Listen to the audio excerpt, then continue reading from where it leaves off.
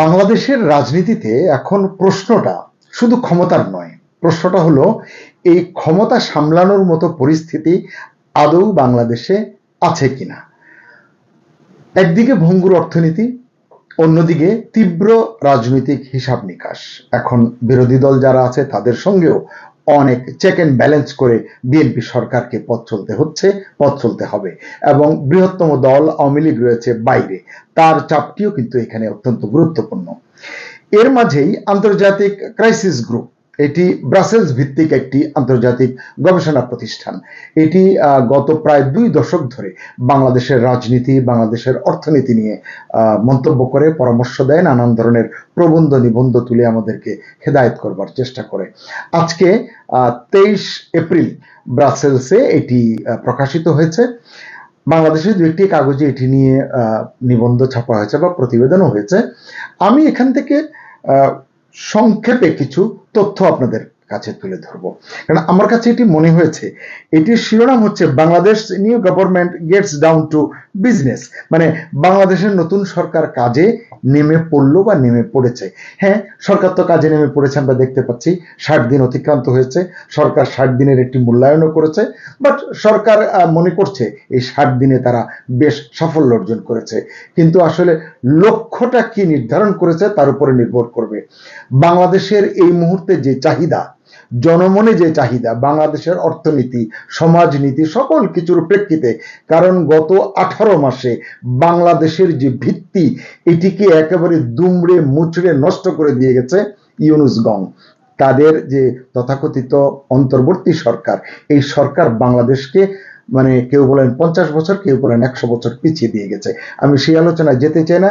International crisis group যে কথাগুলো বলেছে সেটি নিয়ে সংক্ষেপে কথা বলবো, মোটেই বড় করব না। প্রায় 15-16টির মতো সাবহেড আছে। এগুলো হচ্ছে এরকম: overview after the uprising, A mixed record, আমি বাংলায় বলি যে সারাংশ, অভ্যুত্থানের পর মিশ্র রেকর্ড, নির্বাচিত সরকারের প্রত্যাবর্তন যেটা ফেব্রুয়ারিতে ঘটেছে, ভোটের উৎসব, এই ভোটকে তারা সেভাবেই দেখেছে, বিএনপির সুস্পষ্ট সংখ্যাগরিষ্ঠতা, ক্ষমতা হস্তান্তর, আন্তর্জাতিক প্রতিক্রিয়া, ভবিষ্যতের চ্যালেঞ্জ সমূহ, অর্থনৈতিক প্রবৃদ্ধি, এই জায়গায় 2-4টে কথা আছে, রাজনৈতিক সংস্কার, জননিরাপত্তা ও বিচার, অধিকার ও মীমাংসা, সামাজিক পরিবর্তন ও লিঙ্গীয় রাজনীতি, পররাষ্ট্রনীতি, উপসংহার, এইভাবে তারা সাজিয়েছে বেশ বড় সড়ো। সেখান থেকে আমি আসলে অর্থনীতির চ্যালেঞ্জটা এটি এই মুহূর্তে তীব্রভাবে প্রকট। আসলে এটি নিয়ে আসলে আলাদা আলাদা অনেক স্টোরি করবার আছে। জ্বালানি তেলের সংকটের কারণে অর্থনীতিতে যে অভিঘাতগুলো হচ্ছে সেটি নিয়ে কথা বলবার মতো আছে। আইন শৃঙ্খলা পরিস্থিতি, মব সর্দার ইউনূস দেশটাকে যে মবের রামরাজত্ব বানিয়ে গেছে, সেই মব থেকে আমরা এখনো নিষ্কৃতি পাইনি। তো এইসব বিষয় নিয়ে আলাদা আলাদা করে আমরা হয়তো সময় হলে কথা বলবো। আজকে সংক্ষেপে এটি নিয়ে কথা বলি। এই যে ইন্টারন্যাশনাল ক্রাইসিস গ্রুপ বলছে, তারা বলছে যে এখন সরকারের জন্য এমন এক সতর্কবার্তা তারা দিচ্ছে, এটিকে তারা বলছে সরকারের জন্য, বিএনপি সরকারের জন্য, তারেক রহমানের জন্য ওয়েক আপ কল।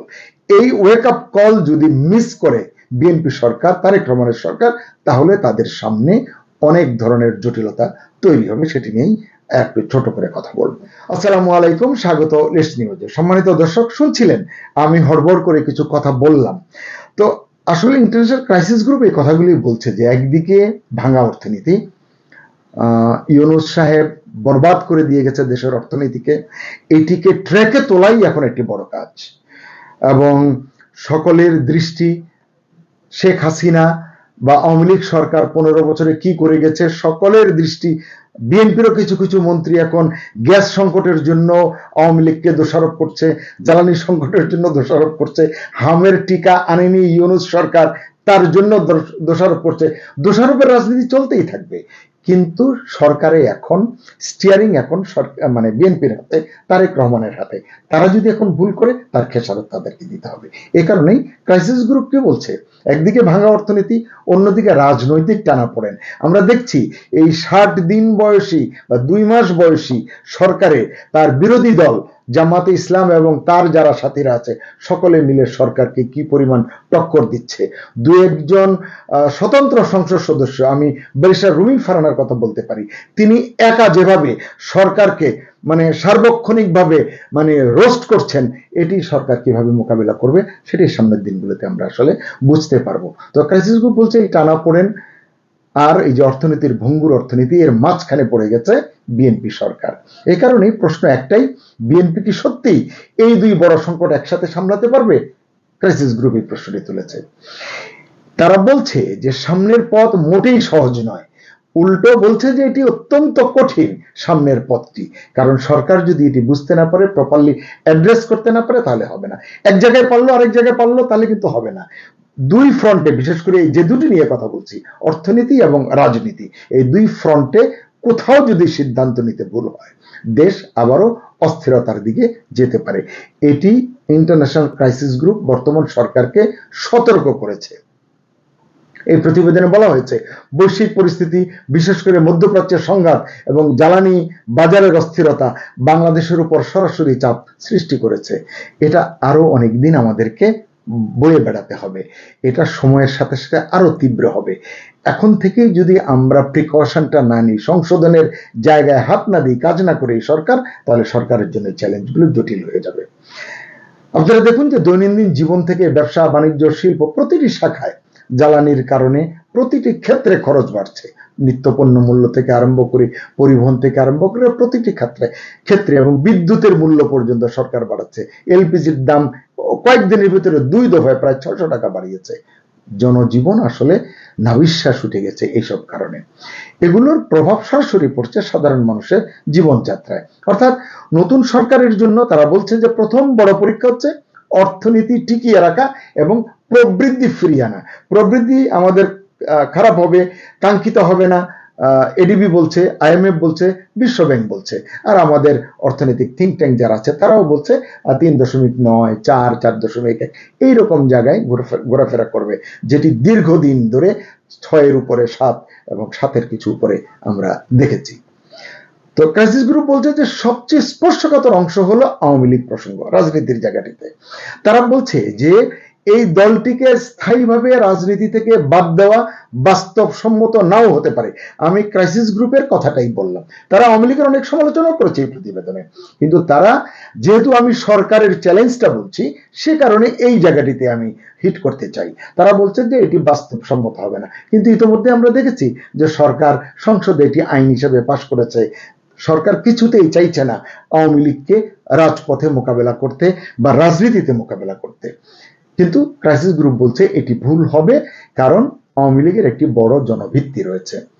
এখন রাজনীতি যদি রাজনীতি দিয়ে করা হয় তাহলে সেটিকে মোকাবেলা করা সহজ হয়, কূটকৌশল দিয়ে রাজনীতিকে আসলে মোকাবেলা করা দীর্ঘ সময় পর্যন্ত সম্ভব হয় না। ক্রাইসিস গ্রুপ একই সঙ্গে সতর্ক করেছে এই সিদ্ধান্ত যদি রাজনৈতিক প্রতিহিংসা বা চরম অবস্থানের দিকে যায়, যেটা ইতিমধ্যে আমরা দেখেছি। অনেকেই বলছেন বিশ্লেষকরা যে রাজনৈতিক প্রতিহিংসার কারণে আওয়ামী লীগ সরকারে থাকাকালে 17 বছর বিএনপিকে অনেক যন্ত্রণা দিয়েছে, জামাতে ইসলামকে অনেক কষ্ট দিয়েছে। এখন তারা সেটি যদি প্রতিহিংসা হিসেবে নেয়, চরম অবস্থানের দিকে চলে যায়, ক্রাইসিস গ্রুপ বলছে সেটা নতুন করে সহিংসতা এবং অস্থিরতা তৈরি করতে পারে কি আসলে করবে। এই প্রতিবেদনে বলা হয়েছে বিএনপিকে তাই একটি জটিল ভারসাম্য রাখতে হবে। একদিকে রাজনৈতিক সংস্কার, তারা অনেক প্রতিশ্রুতি দিয়েছে, 31 দফা দিয়েছে, ঐক্যমত্য কমিশনের অনেক সংস্কার আছে যেটি নিয়ে বিরোধী দলের সঙ্গে তাদের টানাপোড়েনটি চলছে, প্রতিনিয়ত তারা কথা শুনছে। এগুলো কিভাবে মোকাবেলা করবে, এগুলো তাদেরকে যথাযথভাবে অ্যাড্রেস করতে হবে এবং সরাসরি বলছে প্রতিহিংসার রাজনীতি এড়িয়ে চলতে হবে। আওয়ামী লীগের নেতা কর্মীদের বিরুদ্ধে মামলা পর্যালোচনা এবং কিছু ক্ষেত্রে মানবিক ও আইনি ভারসাম্য রক্ষা করার কথা বলেছে ইন্টারন্যাশনাল ক্রাইসিস গ্রুপ। মানবিক, নিঃসন্দেহে সরকার মানবিক হলে এই জায়গাগুলো দেখবে। আমরা সাবেক স্পিকার শিরিন শারমিন চৌধুরীর ক্ষেত্রে দেখলাম সরকার বা আইন আদালত মানবিক, কিন্তু অনেক প্রবীণ বয়োবৃদ্ধ আওয়ামী লীগের সাবেক মন্ত্রীরা, সাবেক এমপিরা কারাগারে আছেন। অনেকে কারাগারে থেকে নানান কারণে অন্তর্বর্তী সরকারের আমলে প্রাণ হারিয়েছেন, নানান ধরনের অত্যাচারের শিকার হয়েছেন। এই সরকার যদি সেই জায়গাগুলোতে অ্যাড্রেস করে তাহলে আমার মনে হয় ক্রাইসিস গ্রুপ যে সতর্কবাণীটা দিচ্ছে সেটি আমার মনে হয় তাদের জন্য আসলে আমলে ভালো হবে সত্যিকার অর্থে।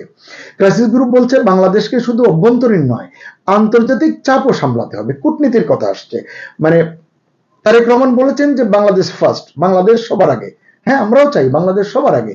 বাংলাদেশকে সবার আগে রাখবার জন্য বিশ্বের সঙ্গে, গ্লোবালাইজেশনের যুগে সকলের সঙ্গে ভারসাম্যপূর্ণ সম্পর্ক রাখতে হবে। কারো সঙ্গে বুকে বুকে সম্পর্ক, কারো সঙ্গে পিঠে পিঠে সম্পর্ক, সেটা দিয়ে কিন্তু এই জমানায় পার পাওয়া যাবে না। ক্রাইসিস গ্রুপ স্পষ্ট করে বলেছে ভারত, চীন, যুক্তরাষ্ট্র সবার সঙ্গে সম্পর্ক ভারসাম্যপূর্ণ রাখতে হবে বা রাখার দিকে গুরুত্ব দিয়েছে তারা। মধ্যপ্রাচ্য সংকটের প্রসঙ্গটা আবারও তুলেছে, বলছে জ্বালানি নিরাপত্তা নিশ্চিত করা, এই যে ভারসাম্যের যে রাজনীতি করতে হবে, কূটনীতি করতে হবে, সেই জায়গায় এই ইস্যুগুলো অত্যন্ত গুরুত্বপূর্ণ। নয়তো কি হবে, এই সব কিছু মিলিয়ে পরিস্থিতি জটিল হয়ে উঠতে পারে। এবং বলছে যে সব মিলিয়ে ক্রাইসিস গ্রুপের মানে বার্তাটা আপনারা শুনুন। বলছে যে এই সময়টা কোনো সাধারণ শাসনকাল নয়, মানে তারেক রহমানের জন্য, বিএনপির জন্য 17-18 বছর পরে তারা ক্ষমতায় এসছে, বলছে তাদের জন্য এই সময়টা কোনো সাধারণ শাসনকাল নয়, এটা এক ধরনের পরীক্ষার সময়। তাহলে এই পরীক্ষায় পাশের ব্যাপার আছে, ফেলের ব্যাপার আছে। বিএনপি এবং তারেক রহমান পাশ করবে না ফেল করবে, সামনের দিনগুলো তা বলবে। তবে লক্ষণ ইতিমধ্যেই, মানে আমি খারাপ বলবো না, কিন্তু আসলে তারা যে উদ্যমে শুরু করেছিল, যে কথাগুলো বলে শুরু করেছিল, সেখানে কিছুটা ম্রিয়মান হয়ে পড়ছে বলে অনেক বিশ্লেষক মনে করছেন। এছাড়া যেখানে একদিকে অর্থনীতি দাঁড় করাতে হবে, এটি একটা বড় চ্যালেঞ্জ, অন্যদিকে রাজনীতিকে সংঘাতের পথ থেকে টেনে আনতে হবে সাম্যের জায়গায়, সহাবস্থানের জায়গায়। আর সবচেয়ে বড় কথা, এই সিদ্ধান্ত যদি ভারসাম্য হারায়, তাহলে সংকট শুধু সরকার নয়, শুধু বিএনপি নয়, শুধু তারেক রহমানকে নয়, পুরো দেশকে আবারও অস্থিরতার দিকে ঠেলে দিতে পারে। এটি হচ্ছে ক্রাইসিস গ্রুপের একেবারে স্পষ্ট উচ্চারণ। তারা বলছে নতুন সরকার দ্রুত অর্থনীতি স্থিতিশীল করতে না পারলে, রাজনৈতিক বিভাজন সামলাতে না পারলে, যে ম্যান্ডেট তারা পেয়েছে, এখানে একটি সাবজেক্টে বলা হয়েছে যে তারা নিরঙ্কুশ সংখ্যাগরিষ্ঠতা পেয়েছে। ক্রাইসিস গ্রুপ বলছে যে এই প্রাপ্ত ম্যান্ডেট খুব দ্রুতই চাপের ম্যান্ডেটে পরিণত হতে পারে, মানে এই চাপ আর এই সরকার বহন করতে পারবে না। তাই এখন দেখার বিষয় বিএনপি ক্রাইসিস গ্রুপের এই কঠিন প্রেসক্রিপশন বাস্তবে কতটা প্রয়োগ করতে পারে। যদি করতে পারে তাদের জন্য ভালো, দেশের জন্য ভালো, দেশের মানুষের জন্য ভালো। সংক্ষেপে এটুকুই ছিল ক্রাইসিস গ্রুপের এই দুটো ইস্যুতে বিশ্লেষণ। সকলকে ধন্যবাদ সাথে থাকার জন্য। আল্লাহ হাফেজ।